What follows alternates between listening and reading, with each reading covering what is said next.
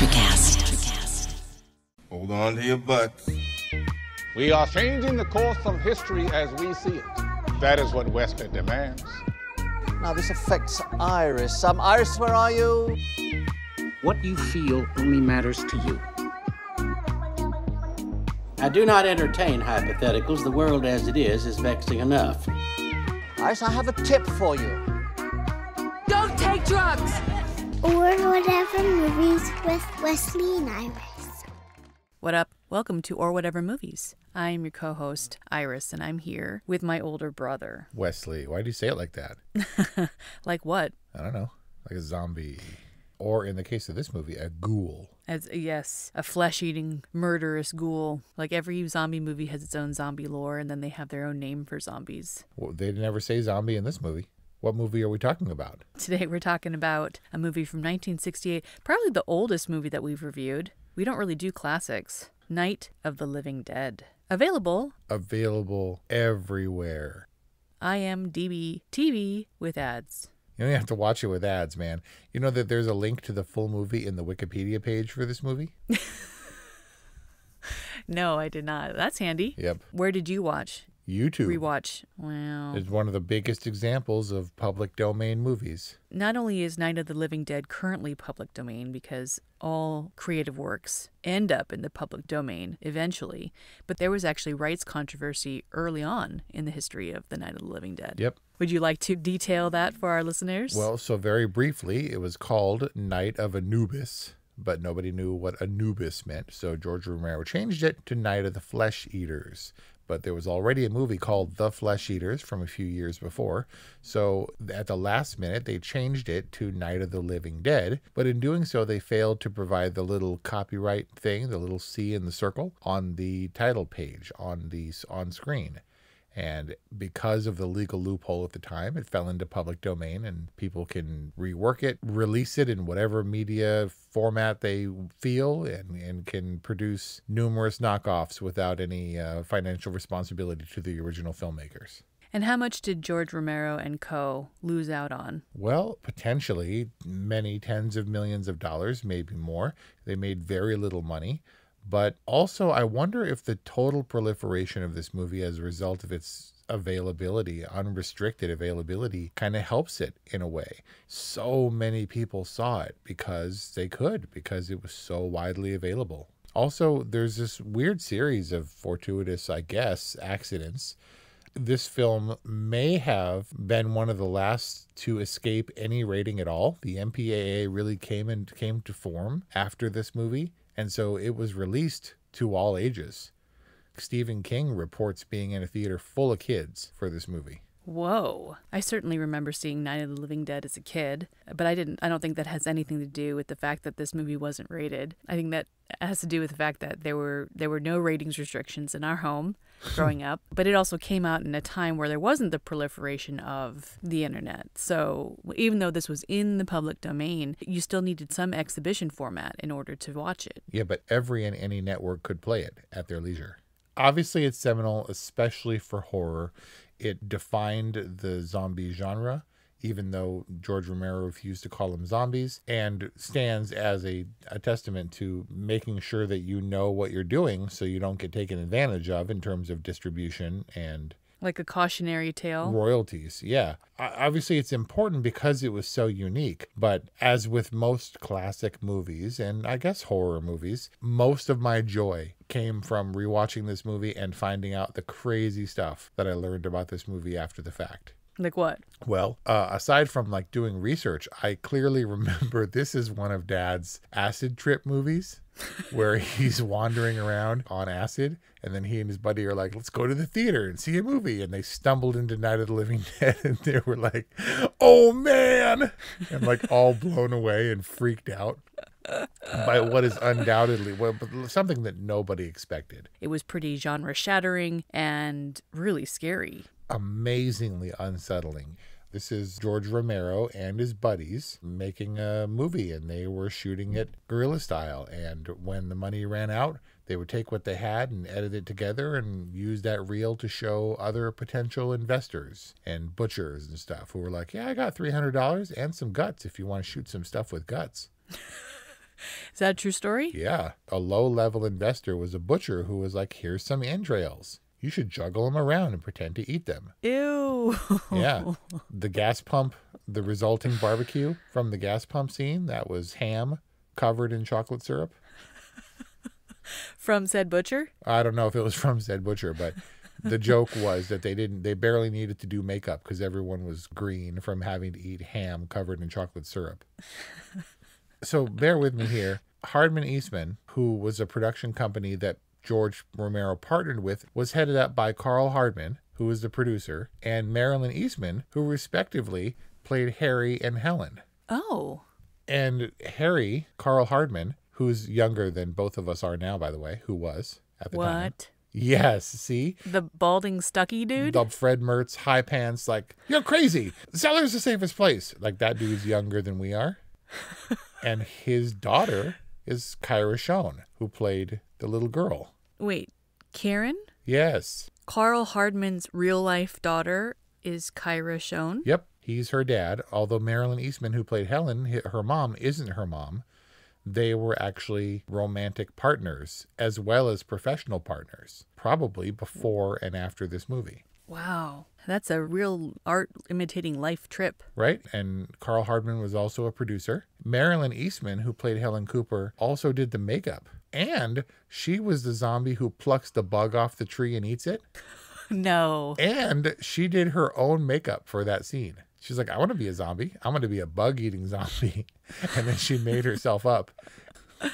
So I certainly didn't make the connection. And so either she was really transformed into her zombie character, or it was just so out of context that I would have never put two and two together. Exactly. And that failure to put these things together is what brought me so much joy. Like, really? Like, you see all the real life connections between the people who stand as these characters definitively in my mind. How could Marilyn Eastman, who played Helen, possibly be a zombie? Because it's a little run and gun on the ground filmmaking kind of thing. It brings a whole new meaning to multi-hyphenate. You're like, I'm the producer actor zombie. Right. And not to bring it down, but Marilyn Eastman just died, just passed away 2 days ago. 2 days ago. Yep, she passed away as I was watching this movie. I mean, but she made it to 87, so good for her. Yeah, so she just passed away. No word on whether or not she came back. Wow, really? Yep. I can keep going. Ready? Attempt to lighten the mood. Yes, go. Russell Streiner, who played Johnny, was also a producer on the movie. And later, after the movie, married Judith Ridley, although they got divorced. What? Yep. So Johnny married Judy after the movie, and Judy at the time was receptionist at Hardman Eastman. And then she was the lead in George Romero's subsequent movie, At the Beach with Bananas or something. Or There's Always Vanilla, something like that. At the Beach with Bananas. Whatever. Was that like just a blonde thing, or yeah, There's Always Vanilla. I didn't see it.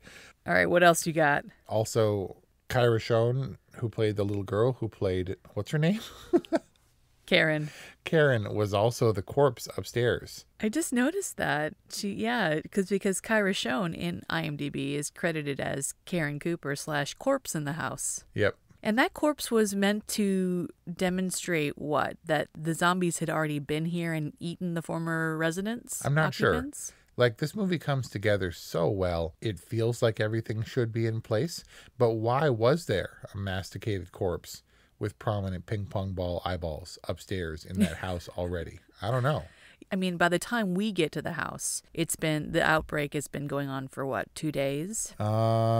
I'm not sure, because by 2 days you would think that everybody who was going to get up got up, and you just started to see it. It seemed like that night was the real genesis of it. But you're talking about the broadcast that Johnny and Barbara hear on the way when they get to the cemetery, right? When the radio kicks back in? Yeah, which, by the way, is the voice of Karl Hardman, Mr. Cooper. I don't get it. Is the word, it's not incestuous. What's the word? You know, I actually thought that same word. It's just a lot of mingling. It's just people coming together to like contribute whatever they could to make this happen. I feel like anybody in the 60s and 70s could do that news reporter affected voice where it's like, straight from Philadelphia, we have a news report. And George Romero plays one of the broadcasters.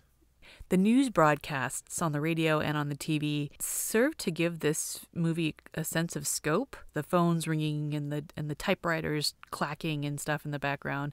It serves to make it feel bigger than it is. Not only like that there's an outside world, but that the story is bigger than it is. It's a great observation. I feel like otherwise it is a very small farmhouse drama, but we get news reports from all over the world. It makes it feel like a much bigger picture, and you get a real sense because they're tied to the TV and to the radio.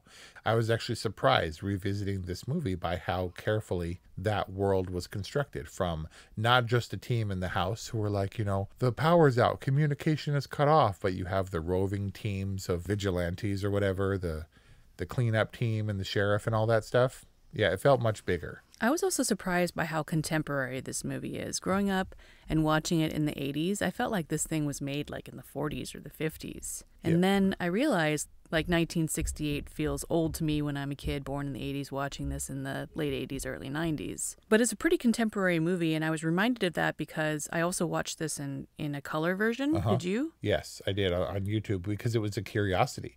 I had never seen it in color. I had never seen it in color either, and I was like, this makes it feel so much more contemporary, whereas when I was watching it in the late 80s in black and white, it felt like a completely different era. And honestly, it comes down to the black and white, which this movie didn't have to be in black and white. Their movies were long in color by the time this one came around. And that's interesting. Yeah, maybe that's what I didn't register. It's just like, if it could have been made in color, it would have been, and because it wasn't, it's like it predates Wizard of Oz or something. And I think it was just because it was cheaper. I don't know that this was a stylistic choice, although it did give them some license to use stuff like chocolate syrup instead of the hypercolor red blood, A lot of happy accidents happened to make this a classic. A lot of things fell in place, and it was offset by the one biggest, largest bungle in film history, arguably, in that it fell into public domain and nobody made money off of it. And we enjoyed the fruits of those labors, even if they didn't themselves financially. But you know what does not feel contemporary? And I'm guessing you saw this one coming.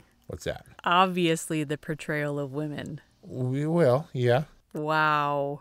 Barbara was supposed to be the strong, fierce, independent woman who fights for her survival. And that changed a little bit, maybe because the character that Dwayne Jones plays, Ben, is so assertive and so kind of taking charge that she assumed a different role. But I mean, this is something that obviously you pay attention to.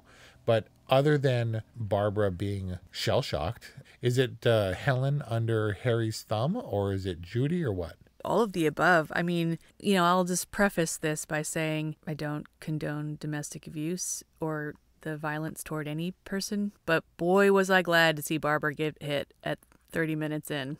I mean, it doesn't really snap her out of her reverie. Well, at least to shut her up for a little bit. My God. And that's all I wanted to do for 20 minutes is like snap her out of her trance and get her to do something. Like Ben, in contrast, is a man of action. He's got a plan. He's acting on her behalf. And she's a lump. And she's not only that, but she's defiant. And I was like, oh my God, she is so helpless. I mean, Tom says it all. And he's like, you really are worthless, aren't you? And she's like, yes. And then, Ben sending Helen downstairs and having Helen send Judy up because, I don't know, what, Judy is young and can be helpful and Helen's old and her responsibility is to her daughter. And Harry ordering her around and silencing her and stuff. Like, all of it was just, have we come that far and yet not that far? Well, she's the original survivor. It seems like she is set up. Barbara is set up to be the main character, right? Until Ben arrives. And then what about the main character, a white woman, being smacked by the black dude who becomes the assertive lead in Pennsylvania in the late 60s? Kind of unheard of, right? Yeah, absolutely. Life is hard, but finding a really great podcast makes the days go by so much easier. Hi, my name is Blue Telusma. I'm a writer, an emotional intelligence coach, and the host of Humanize with Blue Telusma, a podcast where we believe that when you humanize everyone in the room, a great conversation is almost guaranteed. Join us every week here on Electricast as me and my guest co-hosts unpack big topics and interview even bigger personalities with a sense of humor and a dash of mischief. If you're looking for a new best friend in your head, we've got you covered. Electricast. So was the character composition just as shocking as all the genre-bending aspects of Night of the Living Dead? It was shocking and surprising and unconventional, something I think that Romero and co. really played into, but he had always maintained that it was just a coincidence. He wrote the character as white, and then this guy, Dwayne Jones, shows up, and he's the best actor for the role, and he's also a friend of theirs, and so Ben never changed. All the stuff that happens to him was going to happen to the character when he just happened to be Caucasian in their mind. But when he came on board and he was not the surly truck driver, industrious truck driver type he was originally envisioned to be, but much more erudite and forceful, then it takes on all these racial connotations, and they just seem to fall in step with history. Dwayne Jones as Ben remains to this day one of the strongest black central figures in horror, if not in movies at large. That's awfully progressive and colorblind of the filmmaking team. Or maybe the best kind, because everything that the character of Ben stood to represent in the history of black cinema was unintentional and just fortuitous, just happenstance, and that's, I guess, the best way, right? Where it's not made a big deal of. It's just a human story and not necessarily a race-related story, but it's a little counterintuitive in terms of the casting process. Typically, you cast your lead and then you build a cast around him or her. And it seems like there's some of that happening here, even if it was happenstance that Dwayne Jones was best for the Ben role. Because Karl Hardman, though now I know his broader association with the film, seems like a great counterpoint to Ben. He's a coward. He's selfish. He's got that mousy, hunched, kind of anxious delivery. Yeah, the kind of neurotic thing going, whereas Ben is so self-possessed. And, I mean, I guess the virtues and stuff are certainly not race contingent, but physically they seem like opposites. And this is what I mean. This guy, Karl Hardman, was a producer and an actor, and I can't see him as anything but the, like, yelly, hunched over, annoying Mr. Cooper. And you think he's like, the cellar is the safest place. You're crazy. You're out of your mind. Cut. And he's like, we're doing great, guys. I think this film is amazing. Let's do it again. You know, he's like producing. While he's undoubtedly the actiest in my mind, he still fits as a character. And maybe because, as you put it, he's a counterpoint to Ben. It'd be hard to decide who gets the Razzie for this movie because, and I don't know if it's just a late 60s affectation, but like these women are pretty acty. You know, the dramatic clawing at faces, and I think we're kind of aware that these are very dated performances and women's roles have progressed somewhat. So does this feel like a dude movie? I know that sounds strange to say because there are arguably as many prominent female characters as male. Well, actually, that's not true. But, you know, there's a fair amount of female representation, but there's no, as far as I saw, male nudity in the zombies. Yeah, we see that recurrent stunt butt in a couple of different zombie shots. Zombutt. I mean, the cast is evenly weighted, but women and children are baggage and they're worthless. They're troublesome in here, whereas men are the active heroes. Tom dies a heroic, albeit, kind of unfortunate death. Ben, too, is a survivor. Maybe they'd assume alpha roles, but none of the men come out looking spectacularly heroic. Tom really botches that gas delivery. I think that Ben really should have known better, and Ben's end, so frustrating and so horrifying, I guess, in that way. Ugh. Mr. Cooper dies, a coward's death, and even then, Ben shoots him, his really only ally, and I'm thankful that this movie pretty much stayed on target. We knew who the enemy was, and his death was infighting. But I'm really tired. I think I told you about the real zombies, and the real horror is in the hearts of men themselves, and how they turn. When I wanted the focus to be on the zombies. Well, the zombies aren't much more than a menace. They're as faceless as roving, wandering people can be. Obviously, they're not characters because they're lifeless. They're dead. What I'm trying to say is, what is there really to focus on with the zombies. Well, it is the horror that they're not really people. They're as much grabbing hands and lumbering crowds. That did change. Later on, Romero got some more heroic zombies. At this point, the zombies they've entered the Stone Age. They know how to use tools. The first zombie picks up a rock and breaks the window with it. The other one grabs the chair leg, but otherwise they're still pretty basic. But later on, some of the George Romero stuff, they're using guns and stuff. All right, so because this is a male-driven movie and women are shrinking violets, I'm going to dominate this conversation now, and I'm going to give you a quiz. Not a quiz, okay, go. Just pepper you with a couple of questions. Scariest moment for you, Night of the Living Dead? It's a toss-up because when Johnny says, Barbara, I had this weird transportive chill run down my spine, like deep-seated fear had been summoned from my childhood when you used to strap me to chairs and make me watch scary movies. Yeah, I'm pretty sure I used that line on you at some point. So, yeah, pretty scary.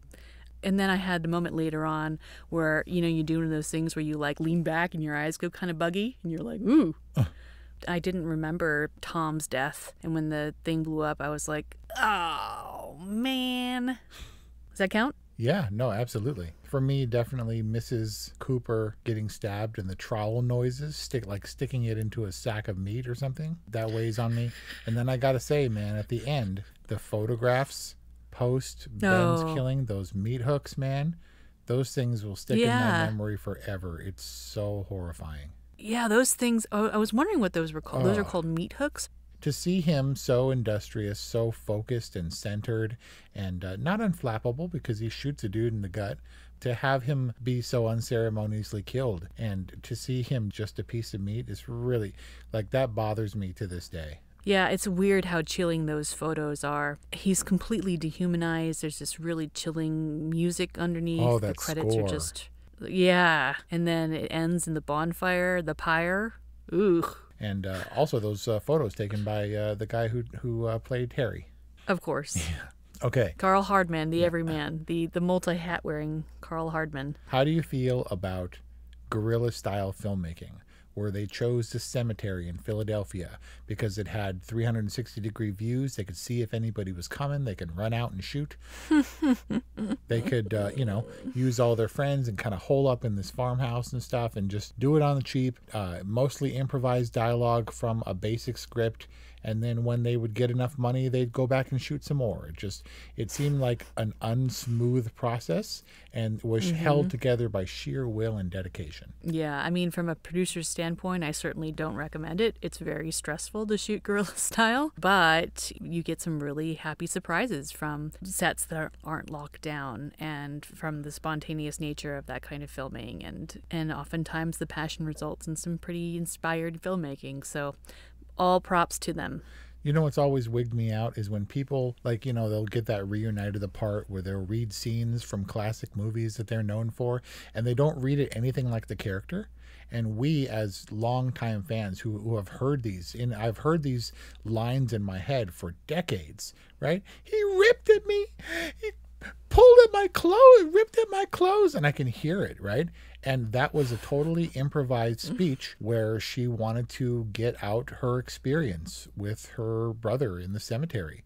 And Judith O'Dea, just delivered that speech one time. They got one take and they were worried the audio would be crap, but it was serviceable. They were able to use it.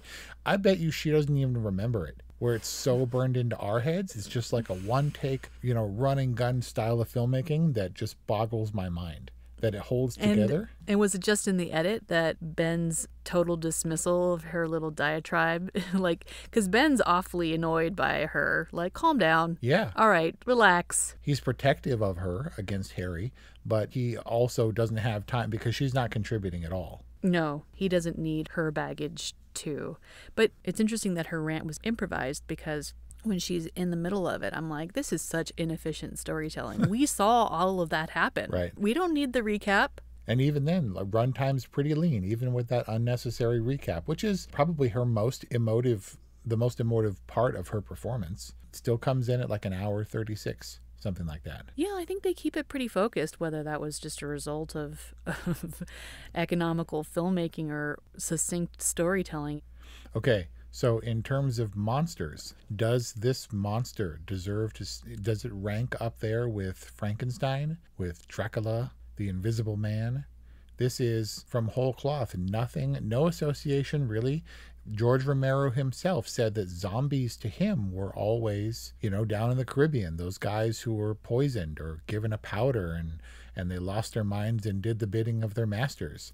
It was going to be an alien movie at one point, and there's vague connotations that it might be aliens still. This probe from Venus that had a mutation aboard. And right. But they didn't really delve too deeply into that. He didn't call them zombies until he relented because of fan pressure years later. To him, they were always ghouls or those things. And they sat down and said, okay, if these things are coming back to life, what's the worst thing they could do to humans? And they decided on cannibalism. And thus Right. the modern incarnation of zombie was born. Do you feel that this is really the genesis of a substantive creature? Well, you're the authority here. Although I guess I have some room to talk. I recently read The Serpent and the Rainbow, which is all about the Caribbean zombies by Wade Davis. Yeah, we have that movie. Wes Craven did that movie. Oh, yeah? I haven't seen it. It's at Mom and Dad's house. And The Zombie Survival Guide, which I found to be hilarious. And then World War Z, which was a whole different animal. Right. A whole different zombie. But yeah, I think that the zombie in general definitely has its place in the pantheon of all-time scary monsters. Does this movie itself cement the zombie in the pantheon? I'm not sure, but there's so many different kinds. There's the slow zombies and the fast zombies. There's the intelligent zombies and the vacuous zombies. There's the radiation zombies, and then there's the, how you get infected. All these things determine what kind of zombie we're dealing with. Is there a zombie movie before this that put zombies as we know them today on the map? There were zombie movies, but it was always the Caribbean kind of thing. But this idea of eating flesh and then subsequently eating brains, which was the non-George Romero affiliated spin-offs, that kind of came to be what zombies are today. So obviously there were vampire tales, werewolf tales, that kind of thing. But it wasn't until a definitive piece of work came into play that it shaped it in the minds of the populace. It's funny you mentioned that. I was really waiting for brains. Yep, that's not in this movie at all. Nope. Return of the Living Dead. Nothing has nothing to do with Romero.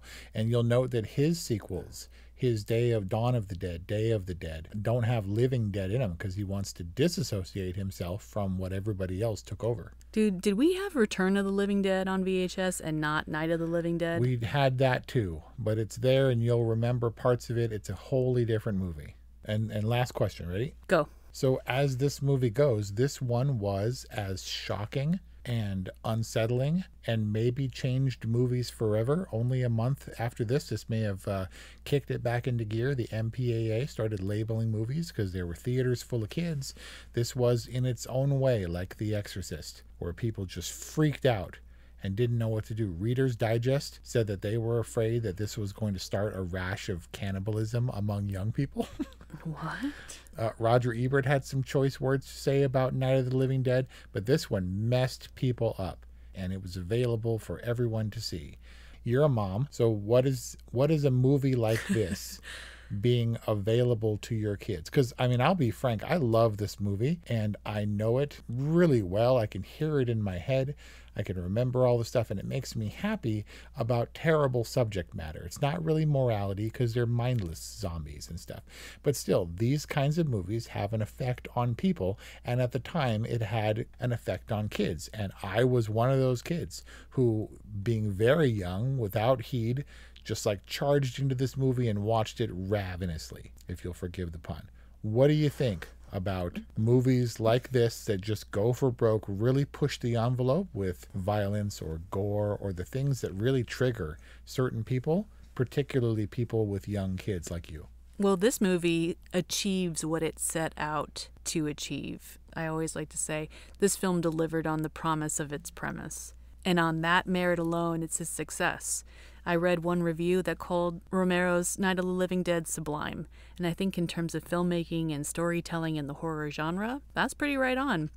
I might have developed a taste for this in my older age, that I can really appreciate it and not be scared to death by it like I was as a little kid. Do I want Paloma to see it? Probably not, but mostly because I don't want to deal with the fallout from that trauma. Maybe in a couple years. What she needs is an older brother. Seriously, you know what? Because of all of the trauma I received growing up with you, I'm like that older brother. But I kind of know Paloma. She's not really one to push in this direction. She just takes everything in. Like, she takes it all in straight to the heart. I'm like, I just don't want to do that to her. All right, let's close it with a zombie joke. Go. What do vegetarian zombies eat? Grains? Great. You have to say it right. Grains. Okay, that's all I got. Oh, come on. That's it? Well, for zombie jokes. Ask Alexa. Echo, tell me a zombie joke.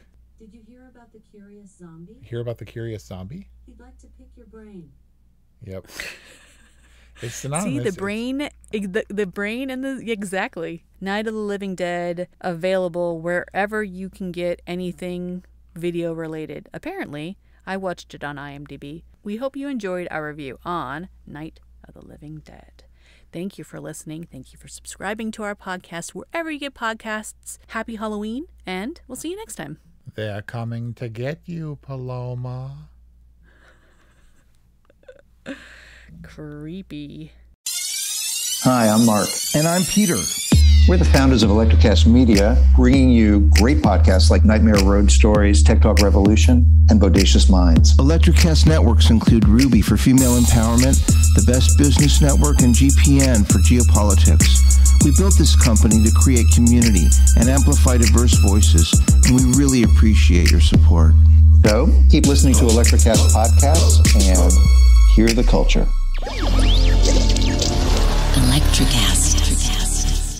Today is working for me. Do you believe that for yourself? Hey, I'm Pastor Julie, and I want to empower you through encouragement. Inviting you to my podcast, Big Truth Encouragement, where I unpack living a faith-filled life. I created my podcast for the ladies, but gentlemen, you'll gain something too. So I invite you to listen to Big Truth Encouragement on Electrocast and any platform where you listen to your podcast.